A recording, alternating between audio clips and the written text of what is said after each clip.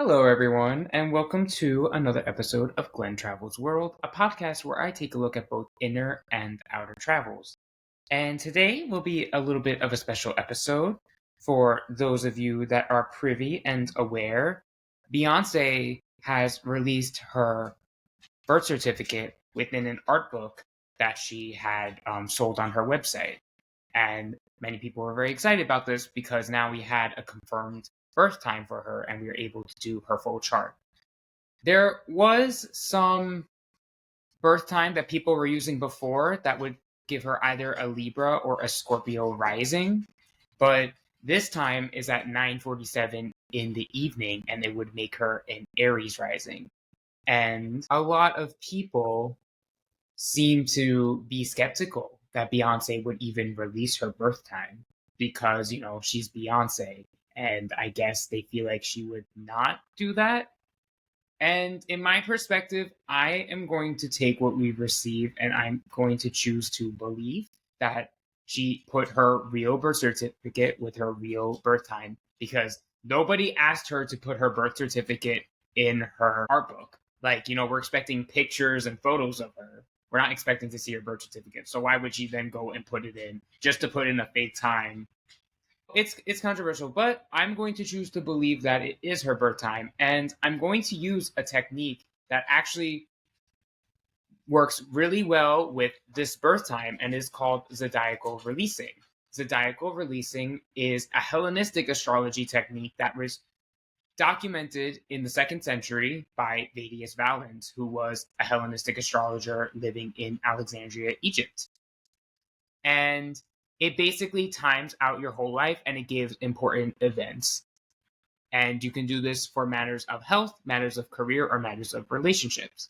So, without further ado, let's get it started. Okay, let's share. So, to do this technique, I'm going to actually use astro.com. I have already plugged in her birth time. I have already created a profile for her. If you do not have an account, you'll need to create an account for yourself on astro.com in order to do this.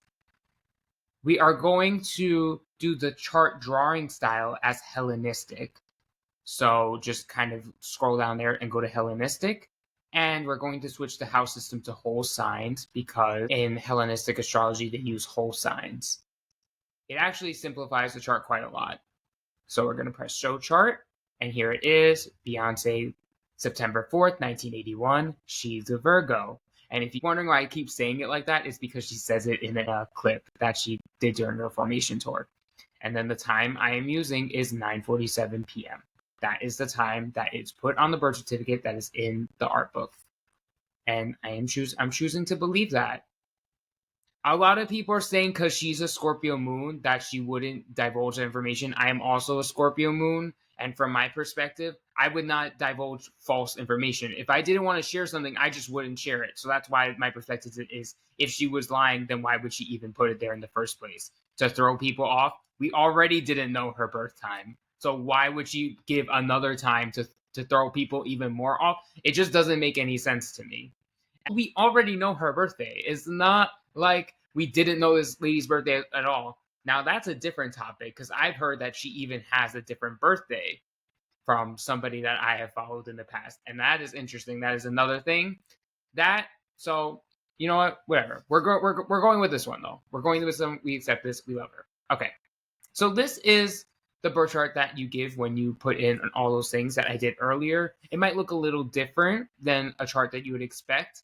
Probably the biggest thing you'll notice is that Uranus, Neptune, and Pluto are not included here. Those are outer planets. Hellenistic astrologers supposedly did not use them. I am of the belief that, we've definitely rediscovered the outer planets. They were always there, obviously. I still kind of believe in their influence, even though they do not. But, in any event, this is what we have to work with. In Hellenistic astrology, there are some methods that are differing from modern astrology, and I'm going to go over them a little bit now. The first and probably the most important thing is the sect of the chart. And basically, all that means is whether you were born in the day or night. And that would make this a day or a night chart. Now, we're going with the birth time that she was born at 9:47 p.m. That is very obviously nighttime. So she has a night chart. You can also see that here because her Virgo sun is below the horizon. The horizon is marked by the ascendant descendant. If it was a day chart, the sun would be somewhere above here. Since it's not, it's below here. And because the moon is above the horizon, it was actually in the sky when she was born. It's possible that, like, even though it was nighttime, the moon was possibly not there, but in this case, it was. So, lovely. So she has a night chart. Now, the benefics and the malefics of the planet are additionally even more important than they are in modern astrology, and especially even more important for this method because they will be the only ones we are working with for the most part. And that is Venus, Jupiter as the benefics, and Saturn and Mars as the malefics. And there are benefics that are with sect and contrary to the sect. So the benefic Jupiter, for example, is more beneficial in a day chart than a night chart, while Venus is more beneficial in a night chart than a day chart. So, in the case of Beyoncé, Venus will be her strongest benefic. In a night chart, however, Mars is the malefic in sect. Saturn is the malefic out of sect. So Saturn does its worst in a night chart, while Mars would do its worst in a day chart. So she has her Mars here in Leo, and then she also has a Saturn in Libra along with her Venus and along with Jupiter. As you can see, she has a lot of Libra action. She has a Libra stellium, actually, if we include Mercury. She has 4 planets within Libra. After this, we can go to rulership, domicile, exaltation. Venus rules both Libra and Taurus, and Venus loves being in Libra, therefore. So Venus is very well placed. It's a very strong Libra. Jupiter, as we said, is the benefic out of sect. So it has a mild influence here in Libra. Saturn is the malefic out of sect. So it is going to have a negative influence. However, it is exalted in Libra. So it is perhaps maybe not as bad as if it were in a more poorer place. It's not going to cause as much havoc. Mars, I believe this is a friendly placement for Mars and Leo. I'm also a Leo Mars. So it's not exalted, it's not in domicile, but it's cool there. It's fiery. So I think that it has that going for it. Mars is traditionally ruled by both Aries and Scorpio, and Aries is a fire sign. Scorpio is a fixed sign, and Leo is a fire fixed sign. So maybe there's something there to that. And that's something we'll go into a little bit now with the lots. You see on here we have 3 text entries. These are the lots of fortune, spirit, and eros. They are computed, they're calculated through the position of the moon, the sun, and the ascendant, and based on whether you have a day or a night chart. And that is where they result from. So she has her lot of fortune in Aquarius, which is a fixed sign, just like Leo, just like Scorpio, and also like Taurus. The lot of spirit is in a cardinal sign, and the cardinal signs are Cancer, Libra, Capricorn, and Aries. The mutable signs, therefore, are Gemini, Sagittarius, Virgo, and Pisces. So there is one of each element in each modality, they call them, or quadruplicity. And we will go back to the lot of fortunes modality, which is a fixed sign, Aquarius. And we will note that because that means whenever one of these lots throughout the years, they will cycle and they will go into another sign. Whenever they are in a fixed sign, that is what's going to be called a peak period. The peak periods are periods of most importance within one's life. Now, in Zodiacal Releasing, there is a cycle that occurs. Each lot spends a certain amount of years within one cycle. This is a little bit of a closer up of the chart, and as you can see, it starts with the L1 period, which are the years, the L2, which is the months, L3 is kind of like weeks, L4 is days, and L5 is hours, and so on and so forth. And so each of these corresponds to the rulers here. As you can see, each planet rules whatever signs they rule has the same amount of years. So that's why Venus is the ruler of Taurus and Libra. That's why those are both 8 years. And Saturn rules these, but they're different for some reason. Jupiter takes 12 years to go around the zodiac. Venus retrogrades in the same sign every 8 years. I believe it's the same thing for Mars every 15. But each one has their specific reasons as to why they are that long. And these are periods of 360 days years because the Egyptian calendar only had 360 days. And then each subperiod is a 12th of that. So the L1 period will kind of be like the overarching themes. The L2 is probably going to be more of like the bigger events. And then the L3 and L4s will be more day-to-day kind of things. So we talked about the condition of the planets. When we're going to be talking about aspects, we are only going to be really looking at hard angular aspects. So conjunctions when they're in the same sign, like these all are. Opposite when it's on the other side of the chart. And squares, right angles. Right angles only. We're not doing trines. We're not doing sextiles.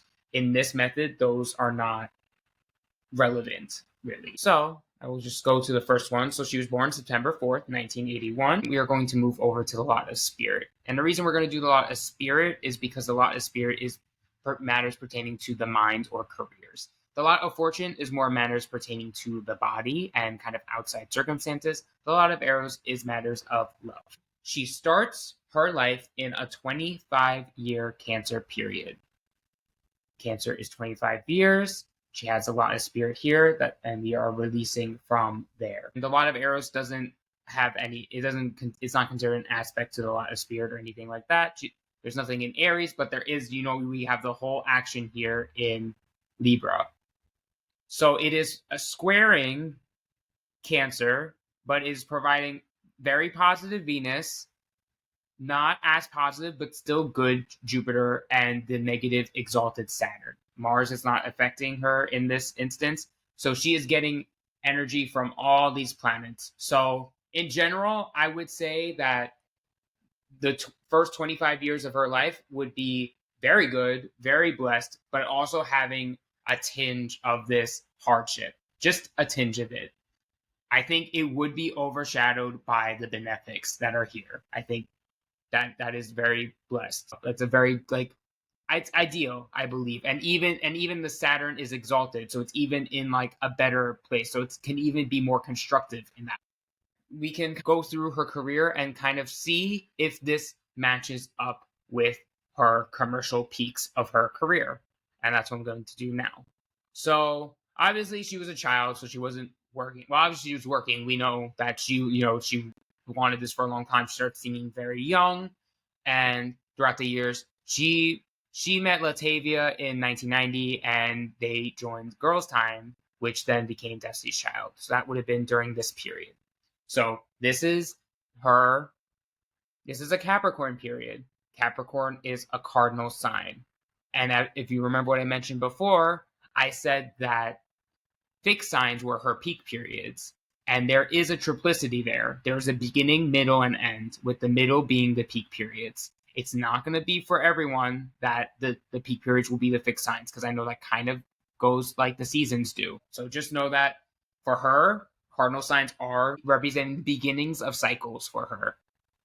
So this whole cycle is going to be a beginning in the level 2, because it's in her Cancer period. Cancer is a cardinal sign. That's the beginning. So we can say that this tracks because this is when her journey with Girls' Time began in 1990, when she met Latavia Robertson. They went on Star Search in 1993. So there was a little bit of a peak there. This was the peak era of that. I don't know too much more about it other than that. If you notice, there are these dates LB. I'm going to go into that a little bit later, once we get to the one down here. And, they were grinding at this time. I know during this time they got signed to Elektra Records, and then they got dropped. So overarching, and it most likely happened during this Aries period. So it was good, and then it had that little bit of bad. Going back to these aspects that we have, they are hard aspecting the Cancer period, and even more so because it's an Aries period on level 2, so it's opposition. So oppositions are a strong aspect. Conjunctions in the same signs are the strongest. And then it's a superior square to the fourth house. And then it's a square to the 10th house. That's the weakest. That's called an inferior square because you're going backwards in the zodiac. And that's not really how it goes. So back to this. So I'm pretty sure they probably got dropped from Elektra Records around this time and then signed to Columbia. So that would be during this peak period. And this is most likely, let's just see when the Destiny's Child debut album was released. It was released on February 17th, 1998. This is kind of the cycle of this commercial debut coming out. There's a beginning, the middle, and the end. When I'm looking through her work, I have to kind of acknowledge this because I can't be like, oh, like the album is the beginning of the cycle. Maybe for the album specifically, but for her, I would say you can almost see that as an end of a cycle because you're putting in work, you're writing it, you're recording, you're setting up promotion, you're making a name for yourself. So in a sense, like the album is almost like the end of that whole process, like you finally putting out the piece of work. And we're going to see that a little bit. We're going to see that in certain album cycles, it's going to be more of the end of like her overall life cycle. Some are going to be right in the middle of it, and we're going to get up to that coming up really soon. But for this, for the commercial debut, it was like the ending of a cycle. So the first album, it's platinum now, but it didn't exactly have like a big stellar debut. They had the top 5 single with the remix with like John of No No No, but no other single from the album really stacked. It debuted at number 67 on the Billboard 200. It did like I said, it did eventually go platinum, but it didn't really resonate probably as well as they hoped. And I feel like at this time they were not the only black R&B girl group of the time, and I will say that, and I say that with the most respect because there were so many talented black R&B girl groups of this time specifically. There was also the Spice Girls, so they had to kind of make a name for themselves, and they were kind of just probably put in that field of the other black R&B girl groups, which is fine. But I think, especially during this first album, they probably weren't as set apart as they probably would have liked from that. No No No was released October 27th, 1997. So that was during this Virgo period. The album itself released February 17th, 1998. So I'm even seeing like it's more on the ending of the cycles. And you know what?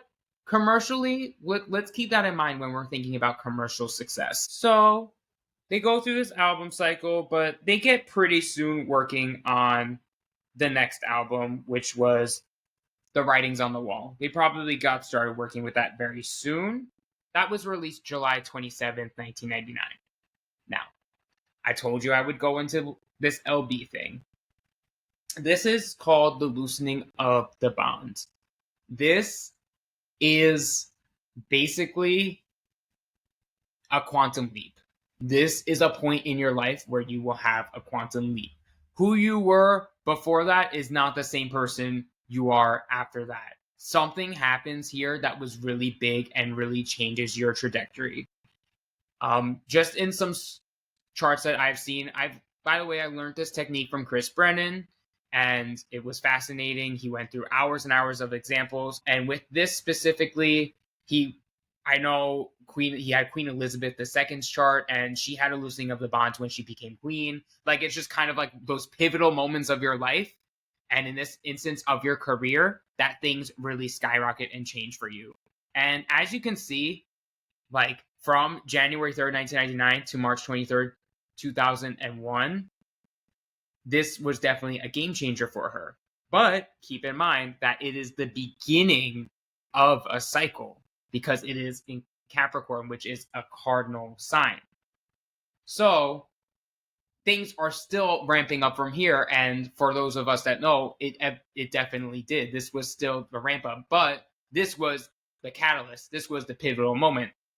The Writing on the Wall is Destiny's Child's most commercially successful album by album sales. It didn't get a number one debut. It debuted at number 5 on the Billboard Hot 100, but it is 8 times platinum. And Survivor is like, I don't even know if it's half of that. We can see. It's been a while since these were updated, I believe, so who knows? This album could possibly even be Diamond. This was a much more successful era for Destiny's Child. They got their first number one single with Bills, Bills, Bills, and then another number one single with Say My Name, and there was a big change in the lineup between them.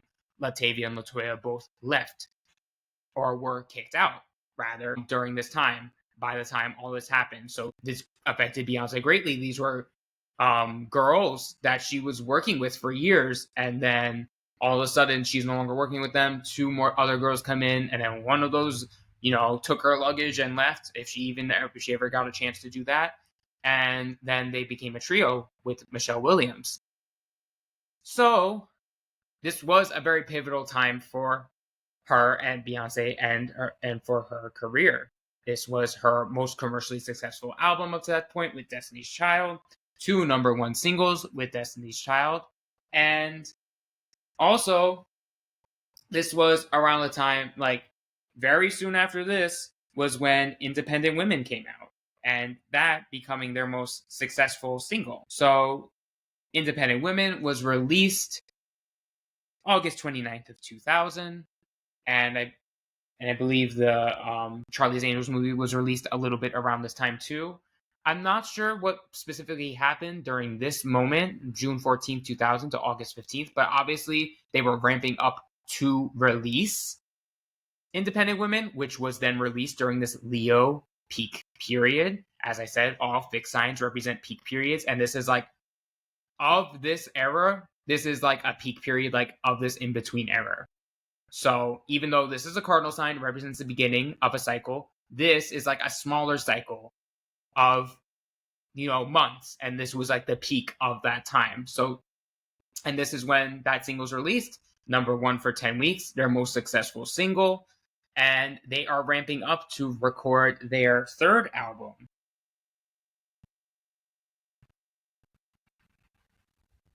which was released the following year.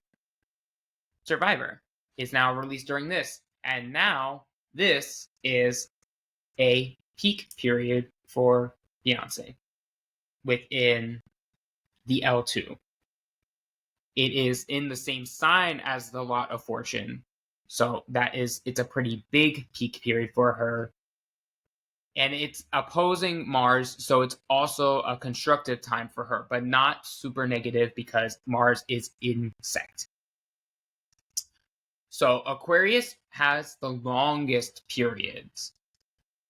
It's 30 years on the L1, it's 30 months on the L2. And that's a little less than 2.5 years because of the amount of calendars in the days. So basically, starting off the bat within this, they have released Survivor. May 6, 2001. If the album was released April 24th, May 6th may have very well been the date that they found out that this album debuted number one. I don't know if anyone has seen that clip. They were on the set of the Bootylicious music video when they found out that their album Survivor peaked at number one, or debuted at number one, rather. So that was a very big deal for them. So this is just as the album is coming out, all of this era, and happens during a little bit of a peak period. So as we keep going with this, they're going off the Survivor era. They're doing their thing. They're doing their thing. They're doing their thing here. I'm curious as to what would have happened to have her have a loosening of the bonds moment here in 2002. And I think I forgot to mention why it is a quantum leap moment and why I believe that. So you're going through the entire zodiac cycle. And as you can see, you're going through every single sign. And eventually you're going to hit the same zodiac sign, but instead it jumps to the opposite sign. And Chris Brennan, when he explained this, used it interchangeably with jumping or going back. I don't think it's going back. I think you're going forward. Just because of the pivotal changes that happen during time, it's never aggression. It's always a progression. Always things are changing, not necessarily for the better. That depends on the conditions of your chart, but it's always like kind of a progression of something. So what I am going to be looking up now is when '03 Bonnie and Clyde came out, because I know it was in 2002. So it did come out on October 10th of 2002. So this would have been within this period here. So on this period here, that was a big pivotal moment in her career, and then probably in addition to her personal life and relationship, because it was with Jay-Z, who became her husband years later. But then she's continuing to go through this era, and by then I believe everyone is saying, like, the girls are going solo, everyone is going solo, everyone is releasing a solo album, and Beyonce's was the last to be released. And that came out just around, I believe, May of this time. And when did the album come out? So I know Crazy in Love, I believe, came out in May. The album Dangerously in Love came out June 23rd, 2003. So 2 days before this moment, before this LB moment on this level. But during a bit of a peak period, during her overall Aquarius peak period here. And considering that Crazy in Love came out during the beginning of the cycle, the meaning that now we're seeing that an album is coming out in the middle of her peak period, during her peak period. And if I just want to go back to Survivor. Survivor also came out in the middle of the peak period. And let's compare with the Writing on the Wall. So as I said, the first Destiny Child album came out during a mutable period for Beyonce, and it wasn't as successful as they would have liked. The Writing on the Wall came out July 27th. So the Writing on the Wall came out more during a beginning period. So they're experimenting. Is this a cardinal period? And this was also a success. And then Survivor came out, obviously, during the Aquarius period, and then again came out during an Aquarius period. And she finally hits the Aquarius sign again during this moment, and it's showing a completion. She is completing this cycle by releasing her debut album. So this is almost like the completion of her breakthrough, because within this year she had her most successful album with Destiny Child, but she had her breakthrough, which began in 1999. This is like a whole cycle of her her commercial breakthrough. Basically, this is what this cycle represents here. It goes off, it goes into the next period. This is going to be a shorter period. Pisces is only 12 months, and this is when she begins recording her final album with Destiny's Child, most likely, which is then probably released during this period, which is in a cardinal period. So she's now releasing within the cardinal period. And we'll just check again when that came out. November 15th, 2004. So we see it is in a Gemini on this level. And, if you remember, the first album came out during a Gemini period on like the higher level, and it wasn't that much of a success. And I mean, this one was good. I think it's underrated personally. But it got panned by critics. Like, critics really didn't like this album. I feel like people were like kind of like, I appreciate that Destiny's Child came back and did this album, but I feel like other people were like, just be solo or something. So I'm like, fine, whatever. So there wasn't like a lot of love for this album at the time, but it was pretty successful. It had 2 top 5 hits, Soldier and Lose My Breath, and I enjoyed it. And then they eventually go on their final tour, and Beyonce kind of hits a little bit more of a peak period. So this is still the beginning of a new cycle. The cycle doesn't actually have a full end because it ends before you get the chance to go into the ending cycle. So she kind of is already ending it on a bit of a peak. And this is when, and I forgot to say, like, during this time, she's releasing Pink Panther. Check On It goes #1. She's kind of back in her solo bag by then. So, and that kind of represents the beginning of that. And then she kind of has this little Taurus period, which is a bit of a peak. So that is an end of her 25-year Cancer period. So it started the day she was born. It goes through 25 years of her life. and then it ends on before April 2006. Now, on the larger scale, so of her whole life, that was the ramp up. That was the up ramp of her life. So now she's in a Leo peak period on the L1. So that's gonna have that air. She's still gonna have her peak period. She's still gonna have her ups and downs at lower level, but now she is overall in a peak period, and this peak period is going to last 19 years. And the only influence she's going to have, she's gonna have these whenever she's a cardinal sign on the L2, L3, and L4. But overall, she's only going to have her Mars, so it's going to be a very constructive time for her. And for those of us who know and love Beyonce, I kind of feel like she's never always had it good.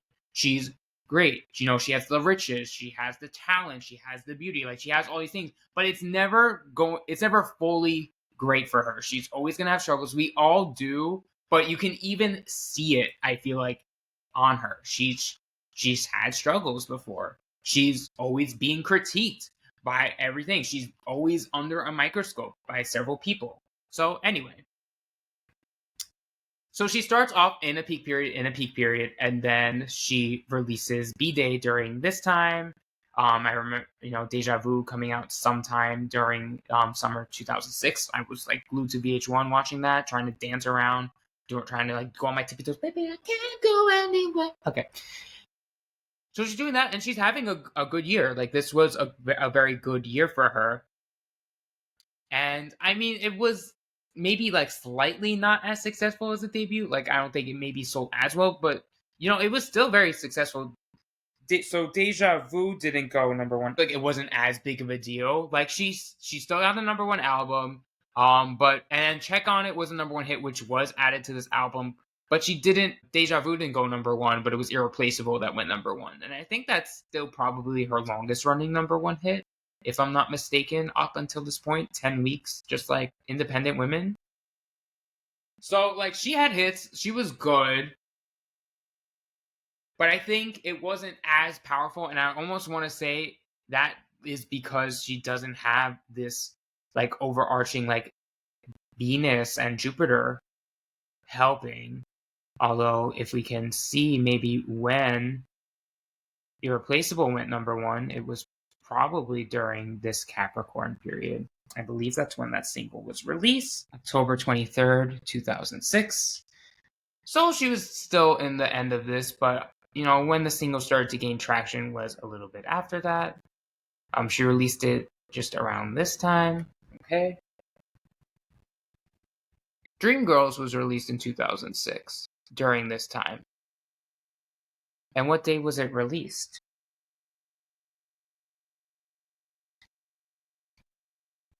Just around this time, actually, was when it was released. So this was a very important moment for her. So Irreplaceable gets released around this time. Dreamgirls gets released, and then she kind of enters this period for her. And, then she is nominated for the Golden Globe. She doesn't win. So there we go. So this is like the B-Day era.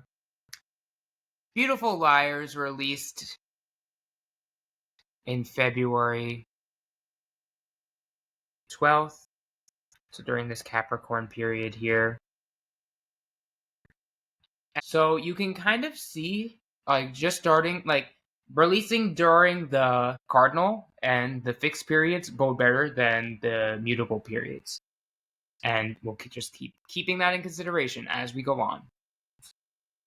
Now, I'm not sure what would have happened to have her in this loosing of the bonds in 2007. I'm not sure if there was any sort of controversies that she experienced during this time. I know she released a bunch of singles, further singles from B-Days, which are all great. Before I said she had a beginning, middle, and she didn't have an end. Now she kind of like, it's almost like she elongated her cycle from here, from 2004, because she had a beginning, middle, and then that didn't have an end, and then she kind of starts in the middle. So she kind of had like a little bit of a longer peak, and now she's kind of finally ending that 2004 to 2007 cycle here. And this goes on for a while. This actually even covers the third album, I Am Sasha Fierce. And I guess I can now say, like, well, this was released during a mutable period. So the mutable periods are just generally neutral. Like, it's just not really like helping or harming her necessarily. So it's not like it's bad to do anything during this time. It's just like if she's looking for any sort of like help or like notability, like it's just she's just not really gonna get it. But this was a very successful era for her as well when she released I Am. It was not one of her most lauded pieces of work though by fans. I mean, you know, like, I like it enough. It's not really something I like listen to regularly anymore. But you know, she started this era sometime in 2008. She got married to Jay-Z around this time. And yeah, then she has another one of these LB moments in April of 2009. Just not quite sure of what that could be either. Because everything was released already during this time. She released. It seems like she released mostly during the peak period. I know she released Single Ladies and If I Were a Boy at the same time, October 8th, 2008. So she actually released during the beginning. And then off the album I Am Sasha Fierce, November 12th, 2008. So then she then released it here.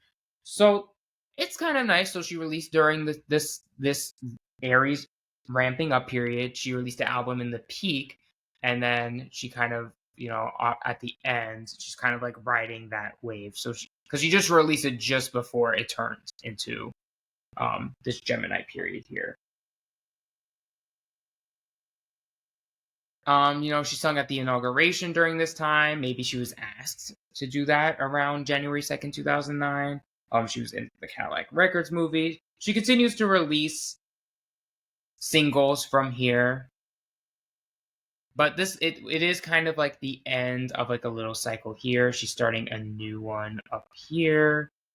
And then that's when Halo was released. And Halo was big. Like Halo was big. That was released January 20th. Just before she starts this year. So like I said, and like it's interesting. So it's not like things are unsuccessful when she releases during a mutable period. It's just like I just feel like it just doesn't reach maybe like almost like its full potential because Halo peaked at number 5. It's one of her most well-known songs, but it's just like, you know, for some reason commercially, like it just didn't hit that number 1 spot. And you know, it didn't need to, obviously. But I can just kind of see that it's just not it's just not, yeah, I don't know. There's just something about things that she does that are released during these mutable periods that just aren't exactly fully have the full potential. Then she released Ego, Sweet Dreams. Sweet Dreams was nice. That was a top 10 for her as well. It was a very successful era for her, even though it was overall in this Virgo L2 period. So good for her. You know, she likes to gets me a bit. I just wanted to see when Sweet Dreams was released. June 2nd. Yeah. June 2nd. Sweet Dreams was released June 2nd. Again, I guess like it's the same date that this period has started, kind of like the end of a cycle. And you know, that was a top 10 song, so that's good. She continues to release singles from here. Videophone being the last, and then she did the remix with Lady Gaga. And very curious as to when the I Am tour ended. So she started that on March 26th, 2009. So sometime during this. I'm not sure if anything big happened to her here. I know she's already married for a year here. I'm not sure if anything big happened to her during this time or even this time. I know she was just on tour. She was on this tour for a long time. She goes on the tour through here. And she actually ends just between these two dates. Interesting, I would say that does seem like more of an end, but I think there were whatever occurred during this period of time for her was what made her realize that she needed to take that break. So she did. She took off for 6 months after this. So I think it was like maybe the beginning of that. Even though it's ending a tour, it's still the beginning of that kind of era for her. So this is like her peak period of being like off, and then I believe, I don't know if she gets pregnant during this time. I think that will have to happen a little bit later. Or if she, taking time off, work, and then, still working on an album. Like, it doesn't seem like much time had even passed. It was like maybe 2 years and a handful of months instead of like just 2 years flat. Yeah, she took off. She became her own manager. She began working on a sound that she wanted to work on. And then I know Run the World Girls came out during this time. I believe it was like April 29th.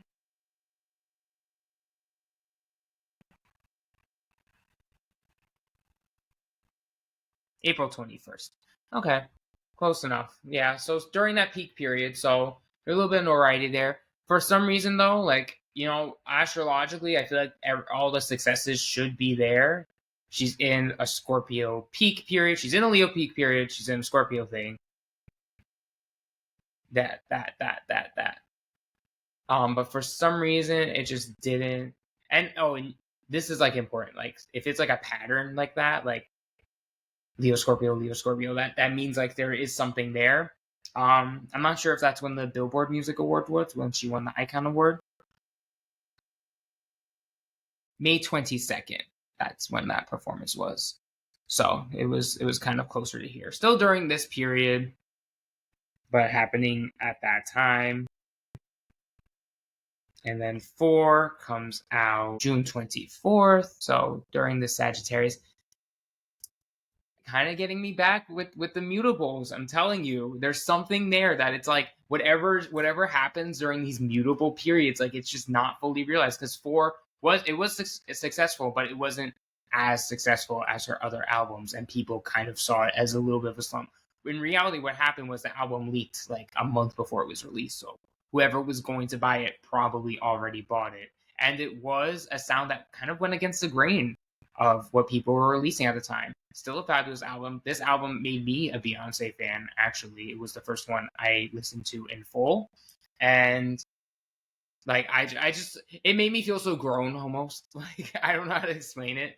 But yeah, I just really loved it, and I just think she put her whole heart and soul into it, and I think it paid off in the long run, but initially it kind of seemed like she was like straying away from the pop sound that she was known for. And that's probably what she wanted. So good for her.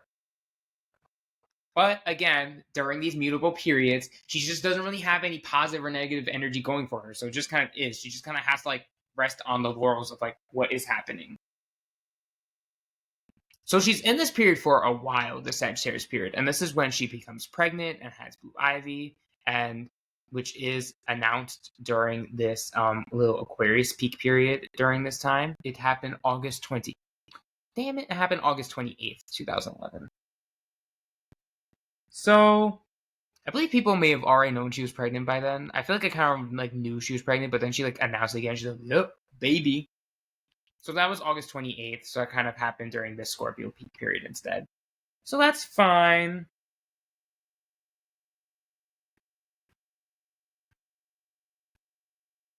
Oh my gosh.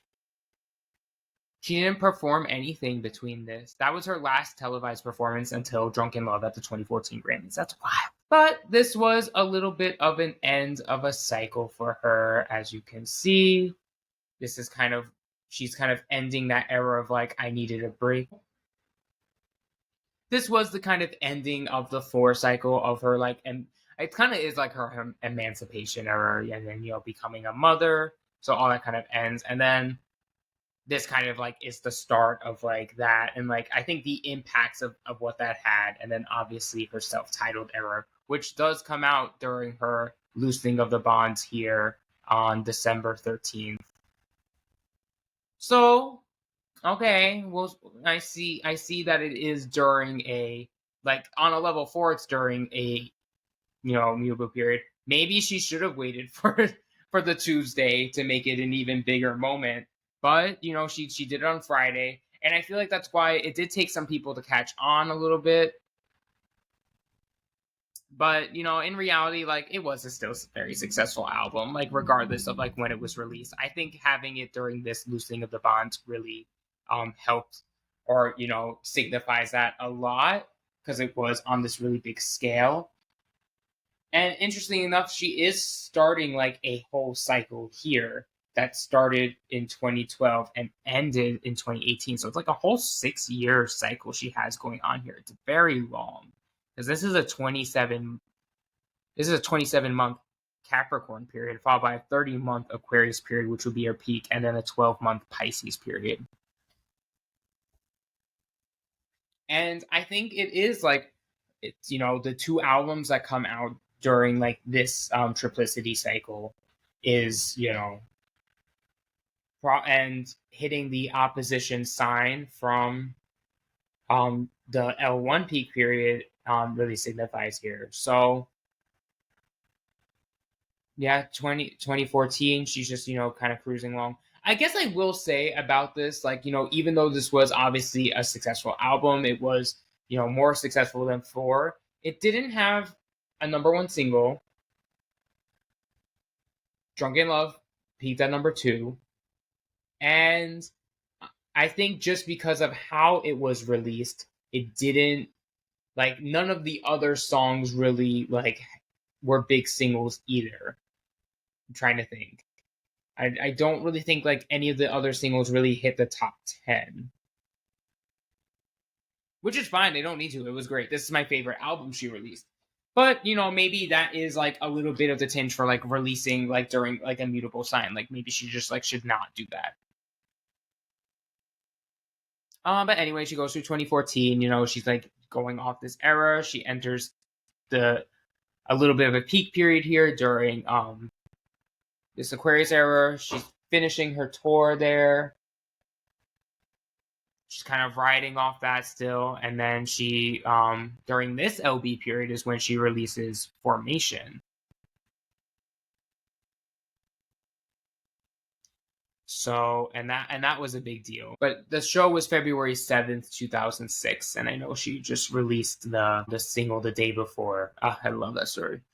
I was like driving in the car with some friends, and then I'm like hearing Beyonce on the radio, and I'm like, everyone be quiet. I'm like, I don't know this song, and then they like played it twice, and then they're like, that's her new song, Formation. I was like, oh my god, like that is awesome. Interestingly enough, so she released it during just on the start of this little Capricorn period here, a crazy single release, and had she commercially released it, because she didn't commercially release it, it was free to download. Like I kept telling people, I'm like, it's free to download on her website. Like you can listen to the song. And I know it's successful because when Lemonade came out, it peaked at number 10. And that was like a big deal at the time. It was months after the single had come out. It definitely would have debuted at number one. And I guess, again, I'm being like, okay, she's releasing her album during this mutable period, but she does release it during this LB period. I am pretty sure. I'm like, come on, give me something here with these dates. Yeah, the day after this little LB period starts is when she releases Lemonade. So again, it's during a mutable period, and yes, Lemonade was a success, but again, there was no number one single from this album, and there was, the movie came and went, and it was a big moment. It definitely was a big moment, but I just also feel like releasing during these mutable periods, it just doesn't do what like releasing during her, say, like in her earlier eras did when she was releasing during peak periods. But it comes out then, and then she has the Eliminator, everything's going good, and then this kind of all ends and tapers off. And then she starts their Pisces period here, which is with the announcement of her twins, which is kind of around this time. And then they have the Grammys, which I will check the date for. I think that's my favorite Grammys performance by her. I think it's my favorite performance of that era was at the Grammy Awards. February 12th, 2017. So during this Cancer period. She announces she's pregnant. She's like very pregnant during this time, actually. It's kind of surprising. Just because, like, at the end of 2016, I remember seeing her with Mariah Carey. I'm like, she didn't look that pregnant, but then she got, like, really pregnant. So, she's going through there. She has the babies, I know, around this time. But the year is generally quiet for her because she just had a baby. She's like taking care of him and all that. But in the meantime, she was obviously ramping up for like the beginning of her next cycle, which was Beachella and all that. Um, well, I guess technically not because that happened during this time of the year. So that and so let's see. She kind of has like her like a little emancipation era here, like freeing herself from her dad as her manager and then releasing four and then having a baby. Then she kind of has like her motherhood, um, going, and having like a more liberated sound, like breaking more barriers with Subtitled and Lemonade. And then she kind of takes that to the next level here, where she's going to, do Beachella during this time. And I have nothing to say in defense to myself for doing it during a mutable era at this time because there was nothing wrong with Beachella. Obviously people like had the criticisms and all that, but it was fabulous. Like it was super fabulous. Like it was. There's nothing like I have no notes. I'm not criticizing anything for that. Like that was the most fantastic performance I think of all time. I don't think anyone has put any more effort into a live performance than she had during that time. So even though it was during a little bit of a mutable era, just keep in mind it was also during the higher level Aries level here. So we're still getting all this energy from all this stuff here. So that's what I was saying. I'll say if it's like all mutable, maybe if it's like during like completely mutable times, that's when it's kind of like a little bit more of a flub than, and a little bit like more neutral than like anything else. So then after that, I mean, this is a pretty long era too. 15 months. She does Beachella. She releases Everything Is Love with Jay-Z, which came out, I believe. It did come out during this time. And I think it was the week before. I think it was during this peak period. And I feel like, I was hoping that this would be one of the more like mutable placement errors because I was like, oh yeah. Like, because I enjoyed that album. I'll say I enjoyed it at the time. It's not really something I listen to often anymore. So it was released June 16th. So astrologically, it looks like everything was right. My personal opinion on the album is it was like almost there. It was like just a little too al dente for me, personally.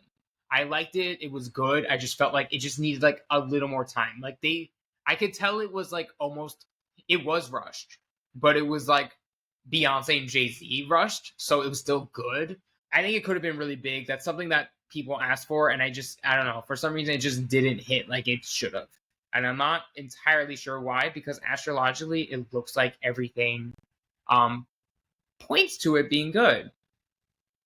And I'm sure, oh yeah, and they were already on tour when they released that too, so that's wild. Yeah, I forgot about that. So they're kind of going through the tour here, or still peaking here. I think I saw them actually on this date, August 2nd. So that's funny. I saw her during a little bit of peak period. This just keeps going, just keeps going, just keeps going, they keep going. And I know they kind of end that On the Run tour, I guess here. I think that's when they did their South Africa show. And then that cycle just kind of ended, and then she began ramping up for something new. 2019 is when she comes out with The Gift, which happens during this time. And again, like I said, I'm like, ooh, is it going to be during a mutable sign? No, I think it was just before this date. But it was still during a peak period here, like on this lower level. And yeah, like it seems like it should have been a little more successful than it was given the astrology of the moment. But I think people just weren't vibing with it because they didn't realize it wasn't a whole Beyonce album. But this era continues. It has a little bit of its peak during this time in 2019. And then 2019 just continues. I don't really like feel like anything happened for this year. I know she started Ivy Park during the end of 2019, or maybe that was even the beginning of 2020 here. And it's during this time that oh, so the gift came out July 19th. So let me go back. Let me go back again to see. Maybe not. Maybe that's why. For some reason, Taurus errors just aren't really like the best commercially for her. Because last time she had one on an L2 is when they released their debut and it didn't really hit. So maybe there is something to the actual state of the fixed signs as well. In any event, we continue on. She releases Black is King on this Scorpio period here, which is really cool. And, she's kind of having a peak there, and obviously we're in the pandemic. I want to say this is the date that Savage was released.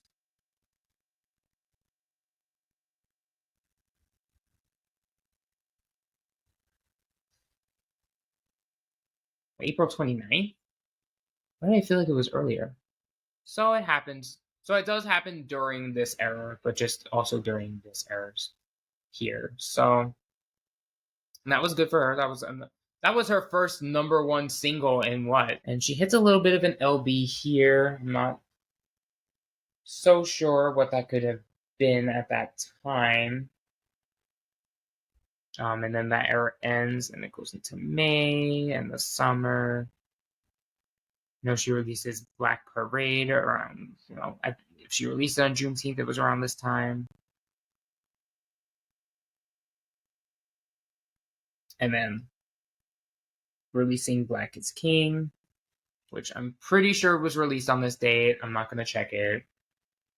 Interesting enough, that is during a mutable, cardinal, mutable, fixed, mutable, cardinal, mutable, and it was obviously beautiful. It was obviously good, but like I said, I feel like it's not really. She's getting the energy from here, but not really here. So I feel like in the day to day, like it was a big deal, but I feel like over time, you kind of see that it was like it had a good impact. But the criticism, I feel like from the gift already, were still kind of just transplanted into Black is King because it was, adapted off of that.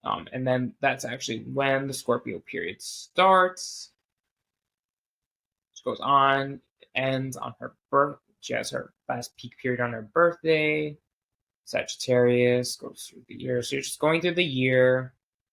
And I'm trying to think of like what was really happening in 2021 for her. I think that was a quiet year. I think we were all really waiting for B7, as we all called it then. Like we all just felt like the album needed to come. It had been so long since she had released Lemonade, and we were just getting really ramped up for that. So there might not be all things we are privy to. Like I'm not sure what happened on this level, but this is kind of like the end. This is like the end of an era, and it's a shorter era here. So it is kind of like her collaborative, like, Black is King era kind of is all here. It starts, with the Jay-Z album, with Everything Is Love, like released during this time with Beachella and all that. So it was kind of like all these, it was like legacy projects. Because I feel like that's like a legacy project, like doing Beachella, like doing that performance, and then like doing all these collaborative works, and then kind of ending that, and then having this new cycle begin in 2021, which is when Renaissance does get released. And we will get into that in just a little bit. So this is kind of like the ramp up, and everyone is interested and all that. And then Break My Soul comes out around June. June.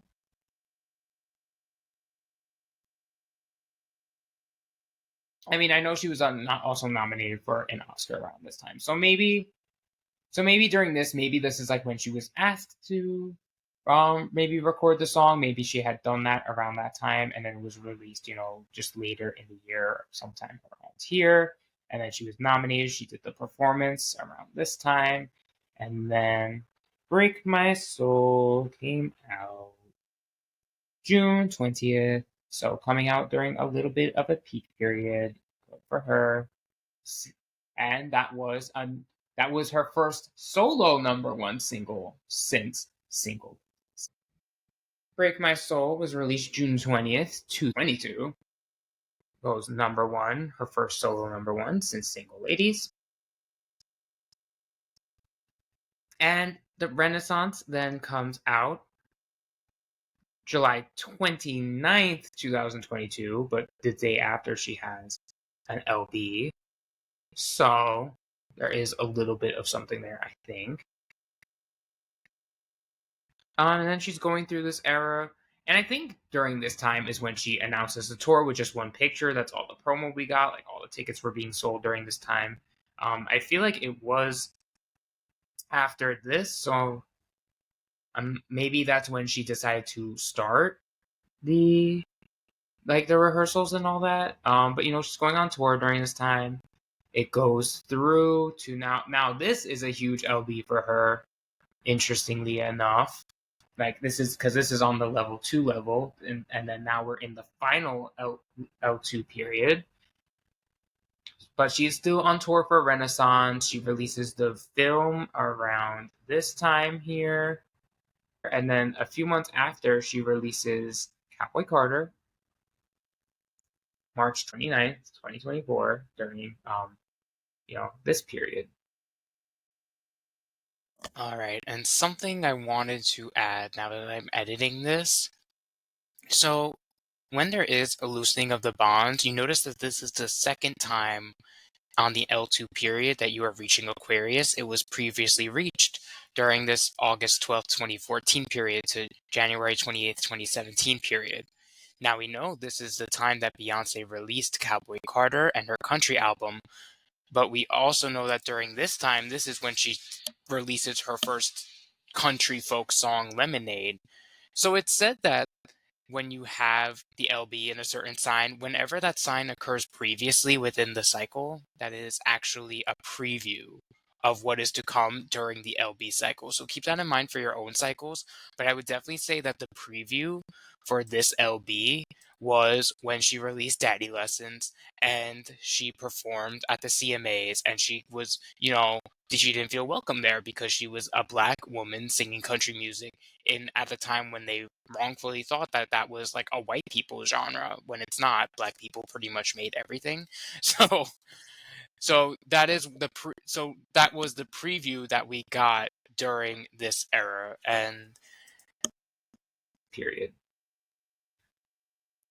She hits an LB on May 8th, 2024. It's on a small level though, so it could have just been like a little something. And she was in this for the rest of the year. And on January 16th, 2025, she has just entered her Virgo era, which will go on for the next 20 years. So, I keep saying, this is representing the end of something. But it will take an end that will take place over 20 years. So it's not like she's going to retire tomorrow, but I think by the end of this, she is most likely going to be in a different place when she starts her Libra cycle. And I think that's going to be a big deal for her during this time. I'm not sure what she will do because, a lot of time is going to pass between then and now. But we are just basically in the very first steps of her Virgo era. And she is just barely starting to get out of even on the level 3 of this. So it's not, I feel like it's not going to have as much highs and lows. Well, she never really had any lows. She doesn't have lows. She's Beyonce. But I just feel like she's not going to be having that supportive energy because there's no mutable placements within her chart like this other than her sun.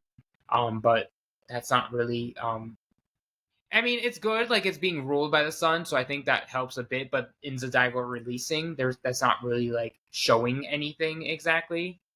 It's not to completely ignore it. And we know she's going to go on tour during this. Now we won't really see.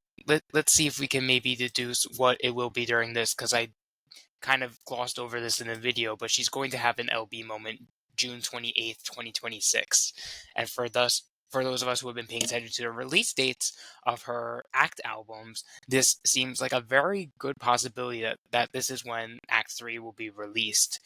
So if we can just pay attention to what she does between October 23rd, 2025 and November of 2025, perhaps we can get a little bit of a preview of what this June 2026 period will be like. And I guess on the larger level, we can do the same between March 30th of 2034 to March 25th of 2035, because she will hit the LB in Pisces later on in that year, and we will get the preview of it during 2034. All right, back to the main video. Thank you, everyone. Time. And yeah, that's basically all we know at this point. So yeah, that's her career, and we can go into bodily matters in a lot of fortune again, since she is a celebrity. I don't know everything that's happened to her. Like, I'm not sure if anything happened to her in this date. With matters to the body, we can see if anything about her pregnancy does come up.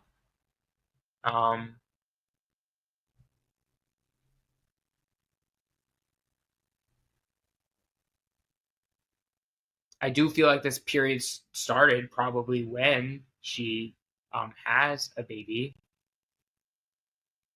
when she conceived, and then she did give birth in the Virgo period sometime around here. So I want to see if there's perhaps anything about her knee, anything here. Not exactly really seeing anything like that. Now let's go to a lot of arrows. I noticed that she's in a 27-year Capricorn period during this whole time. She had a loosening of the bonds during this time, during the same time she's in Destiny's Child. I think this might have been the time she actually met Jay-Z for the first time. Because I think that I remember he like introduced them, they sang Bugaboo, and so that was around this time. So I'm thinking that might have been when she actually met him. And this period ends with them getting married during this time. Like, and then now she's in a 30-year Aquarius period. She's going to hit a loosening of the bonds August 14th, 2025 this year. So who knows what that means for them. It's going to be constructive because it's going to be in the sign of like where Mars is for her.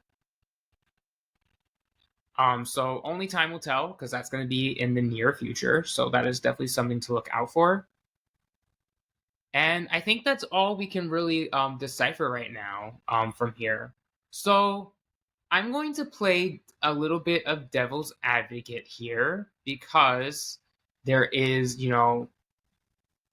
rumors that this is not actually her birth time. Let's do a little earlier. I know people are saying she's either a Libra rising or a Scorpio rising. So I'm going to do 11 o'clock. This makes her a Scorpio rising. We're going to maybe try and do a little earlier. But let's see if any of the dates match up. And this is the lot of... Oh, and this is the thing too. So it completely changed. So this is why it completely changes where the lot of fortune is. So, and you know what? I think I'm actually going to reverse it. I'm gonna make her a Libra rising, because that is what seems to be the thing. So how does the chart change? She's still all the signs are the same. All the planets are still in the same time. But look at how the lots change. Now her lot of fortune. Now she's a day chart. So now Mars is her worst malefic, and Jupiter is her best benefic, and then Saturn is constructive. So I would say, so now that Mars is her worst malefic, and there is nothing in the fixed signs that's helping that out. I'm going to say that fixed signs are going to be the most negative periods for her, like just flat, like negative. Like there's nothing helping her, so they're always going to be more negative times.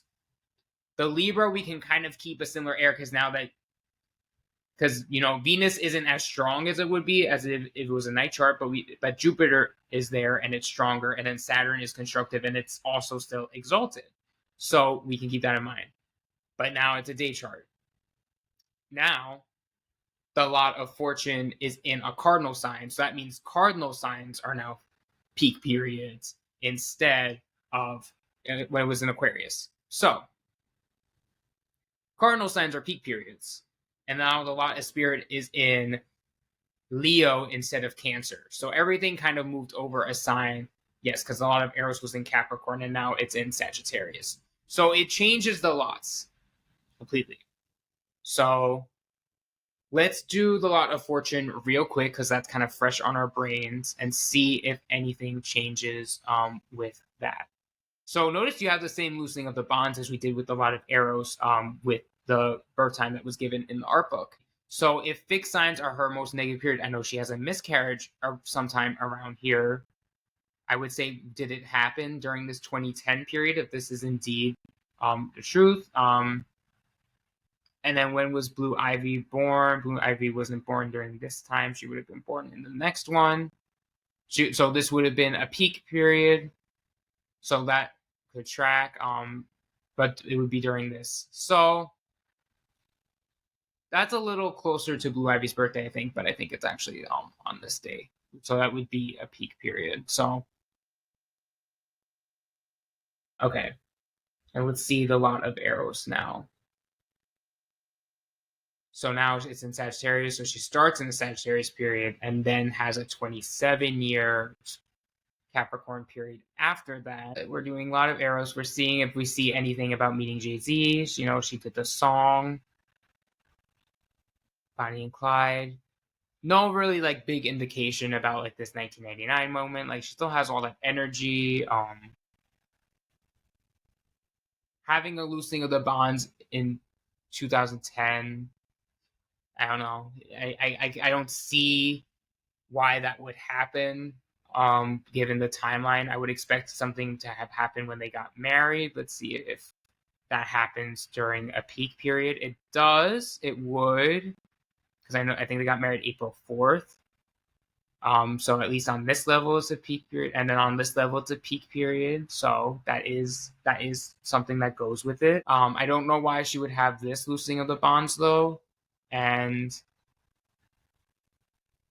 I think this would be too late for like when he cheated because she only came out with Lemonade like just a few months after that during this Libra period. All right, let's check now the lot of spirit. So since it's in Leo, she then starts in a 19-month Leo period. And interestingly enough, but like I said, like this period, it would be negative for her. And it just doesn't really track. I mean, maybe if we go now, it does kind of fit that she does still have a loosening of the bonds, January 3rd, 1999, because this was, when she had the breakthrough with Destiny's Child. Like that all still tracks.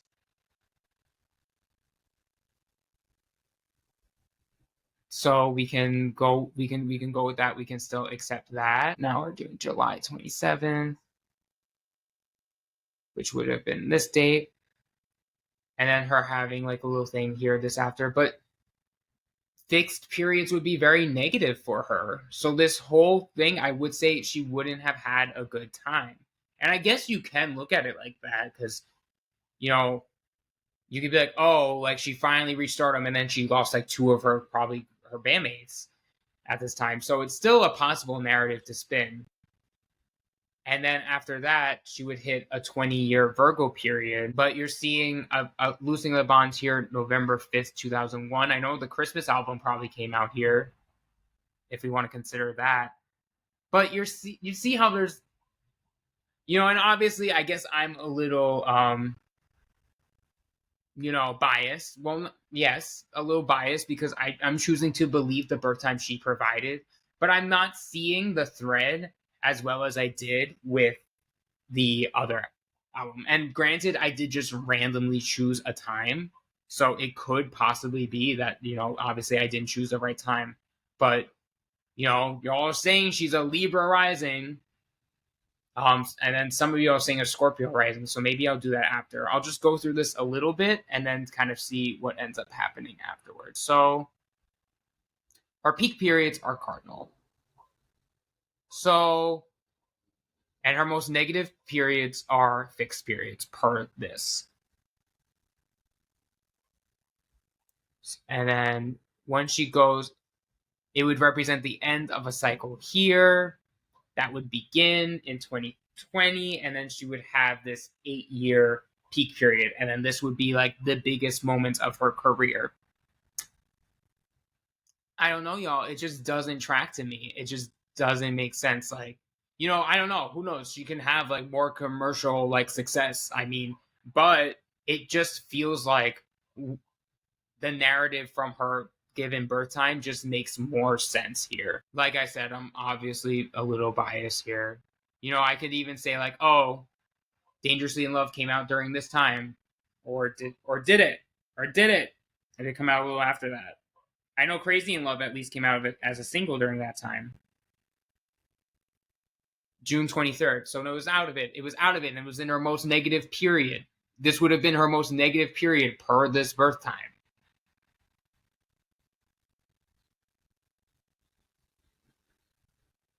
Her peak period from December 4th, 2004 to January 2007. That could track. That could track, because this is when B-Day came out, and she went on tour with Destiny Child. Like, I think this was a good time for her career, definitely.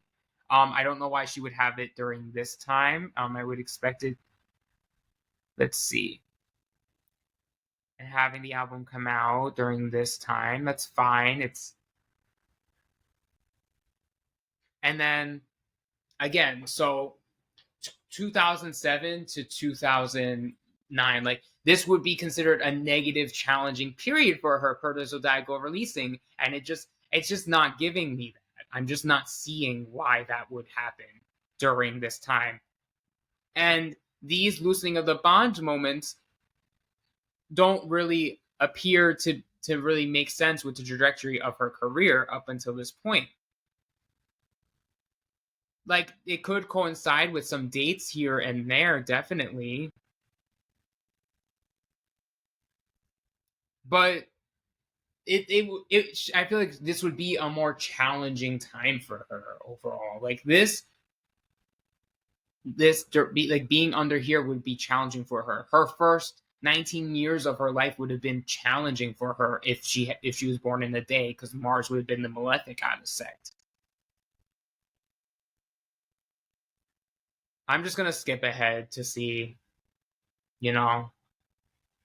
what this could be from 2017 to 2018. So I mean, she finally, so that could make more sense, because that is when Beachella happens. So that is a huge shift in her career. But then it's like, Lemonade is supposedly the most negative point of her, a more challenging point. Yes, the fixed signs would be the end of a cycle. This would be the beginning of the cycle. And then this would be the peak of that cycle. So it's still to be determined, because this hasn't happened yet. But that trajectory, like how that works, it just doesn't really. It's not making as much sense as it would have if it was the first time she gave. So this would be considered. This would be a peak period, but I know Black is King came out during this time, but would you have considered that again during the most negative aspect of this? Would she have been releasing albums? If she is astrologically inclined, as you are all saying, would she have released albums during all these fixed periods when her when the Zodiacal Releasing would have been negatively aspecting Mars. I don't think so. I don't feel so. Again, is it like every album she releases ends up being no? Because this one was Everything Is Love came out. So I guess it's like you can spin it like this, or maybe or you can't. Like it's really up to you. I think I'm now going to try. Like I'm definitely like no. Like I'm not feeling it. Anyway, so I think I'm gonna go ahead and edit this again, and I'm going to give her the Scorpio Rising because that was the other one. Um, somebody said that in a phone call, Tina Knowles said that she was born in the morning, and that's why they are saying like, oh, there's no way that she like wasn't like why would her mom just lie like that? And to me, I'm thinking like maybe she went to the hospital in the morning, but Beyonce wasn't born till night. Like, I mean, I'm going per the birth certificate. Like, so again, let's see what changes here if I change it an hour. Everything I think is the same except a lot of spirit starts maybe in Virgo. Let's see if it starts from Virgo instead. Yes. So it just goes into Virgo.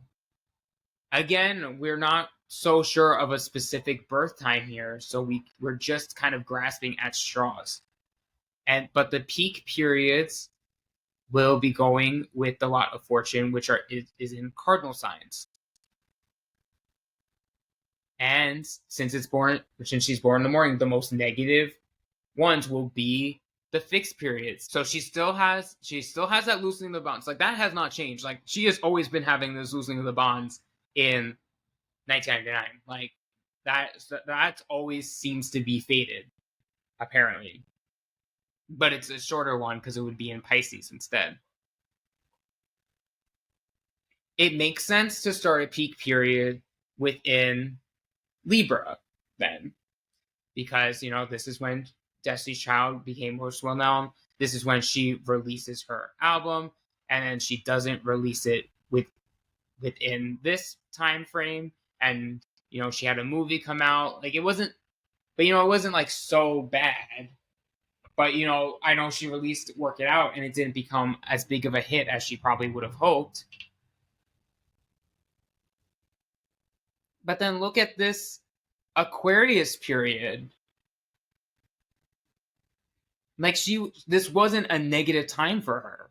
Like yeah, maybe like she did have some flubs, she did have this, but it wasn't that negative of a time for her. And I would say she was more well known between 2006 and December 11, 2008 than April 2004 to 2006.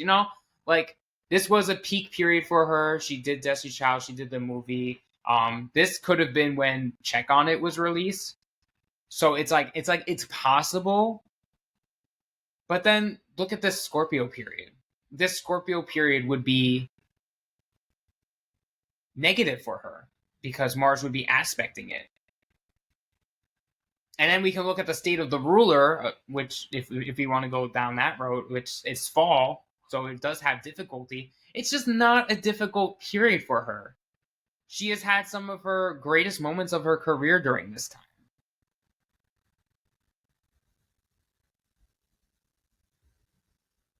Let's check on manners of the body.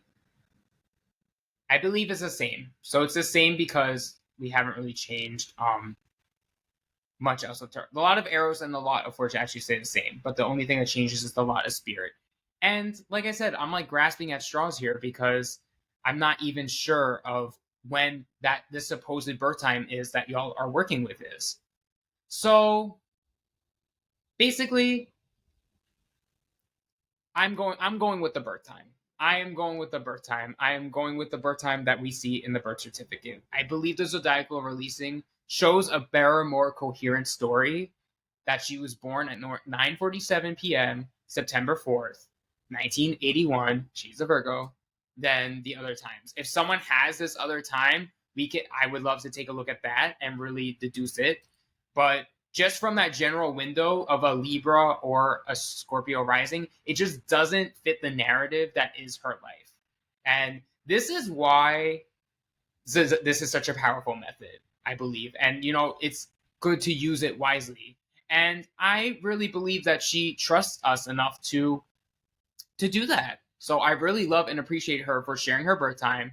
I feel like it is real. I feel like it is authentic. I believe in her real and her authenticity. And that's that. Case closed. Hi everyone, it's me again. So I decided to continue a little bit of my devil's advocate, and I'm just going to now go over the birth chart where the birth time for Beyonce is 10 a.m. That was what ChatGPT gave back to me, and I was going back and forth with ChatGPT. I'm like, nope, nope, nope, it's this, it's this, it's this. But I decided since before when I did it a little later, I'm going to do it now because I noticed her lot of fortune moves into Sagittarius just around this time. So that then changes a lot of the aspects of the chart. Now, Mars would still be her malefic out of sect, of course, because now it would be a day chart. As you can see, the sun is above the horizon. Her Libra stellium remains in place here. So the cardinal periods are still going to have this energy. However, now that the mutable periods are the peak periods, the cardinal periods are going to represent the end of cycles, and the fixed periods are going to represent the beginning of cycles. So as we go down here, we can kind of see that that kind of does make sense because again, that's kind of how it was in her birth time that she gave. Except this time, instead, we start with the 19-year Leo period, which ends with her kind of having the breakthrough with Destiny's Child. And then this Virgo period is going to be a 20-year peak period for her. So that could also make sense of that ending in 2020 and then this kind of being the end of the cycle. However, this is going to be her most supported cycle because she has her Venus, she has the Jupiter, and then Saturn in this case in a morning chart, it's going to be the malefic insect. So it's going to be a lot less negative than it would be in her night chart. So I would say it's even more, the cardinal periods during this time would be even more supportive than they were in the past. So we still kind of have this loosening of the bonds in January. So that kind of does fit still with the narrative of when Destiny's Child broke through. I would still say that because it is a morning chart and Mars is the malefic out of sect, that the fixed periods would be negative for her and they would have no support for her. And again, we just that just doesn't really fit the narrative. Like this is when she had her breakthrough with her solo album. And when I'm saying like negative periods, it's not like your life goes to complete like, poopy once that happens. I mean, for me personally, I mean, I can even pull up mine, but maybe not because this is a Beyonce video.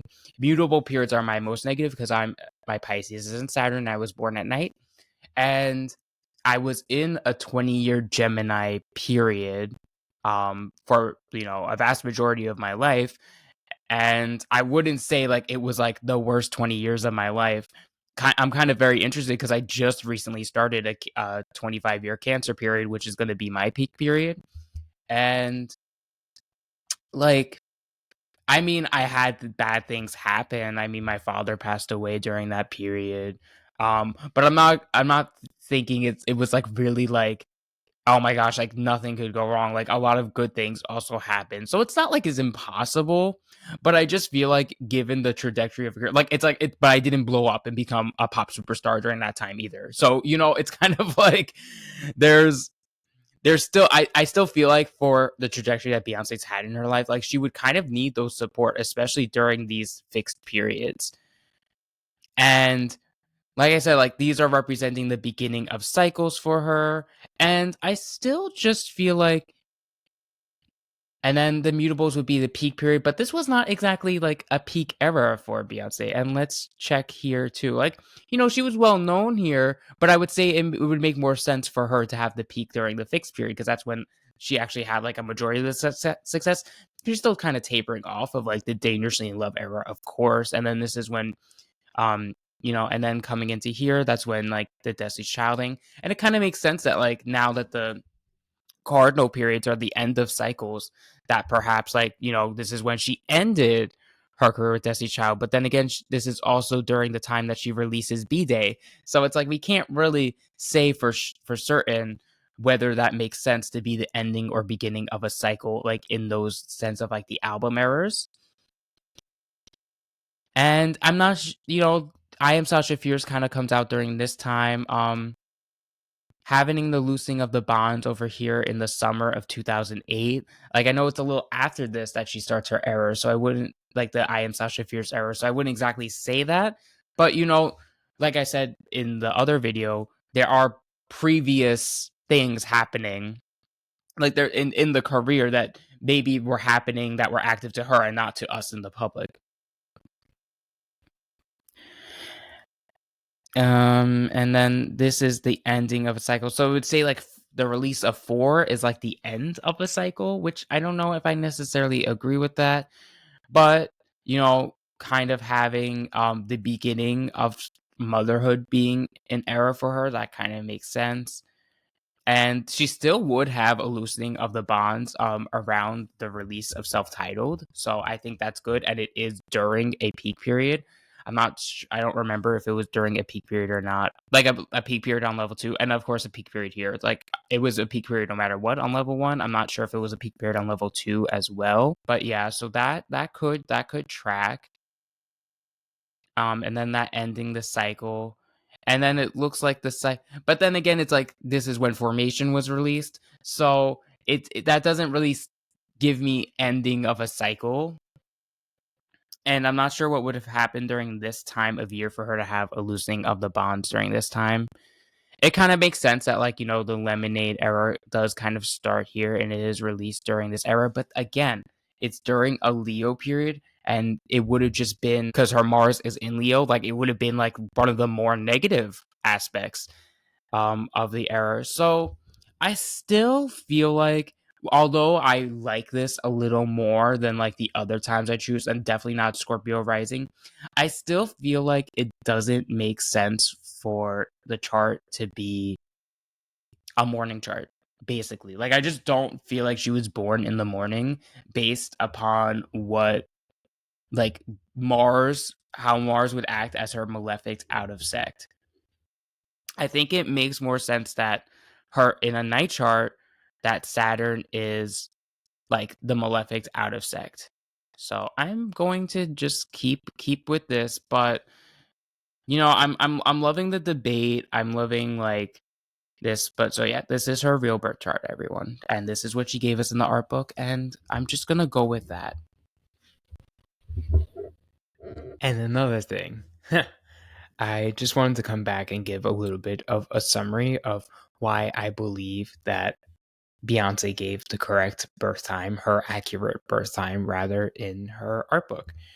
So, besides me just believing her outright, I went through the Zodiacal Releasing, and I personally feel it makes more sense that her birth chart is a night chart rather than a day chart. Because when I was going through the examples, it made more sense that in her peak periods that were in the fixed signs, that she was not getting such a huge negative influence because those were among her best years.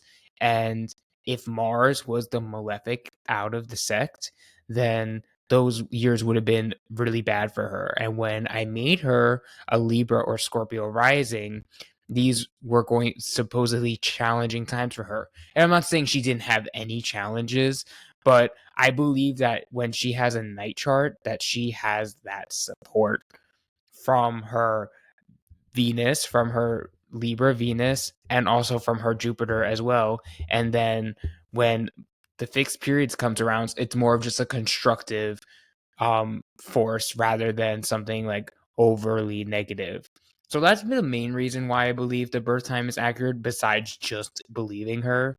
And when I did go through this Zodiacal Releasing, as I said, obviously I'm a little biased because I am choosing to believe her, but I don't really believe the timelines matched up as well as when I used the birth time that was given. So that is my spiel, and thank you for anyone that watches this. And if you're interested in perhaps doing the session with me with your Zodiacal Releasing, reach out. and I'd love to show you your timeline. Thanks, everybody.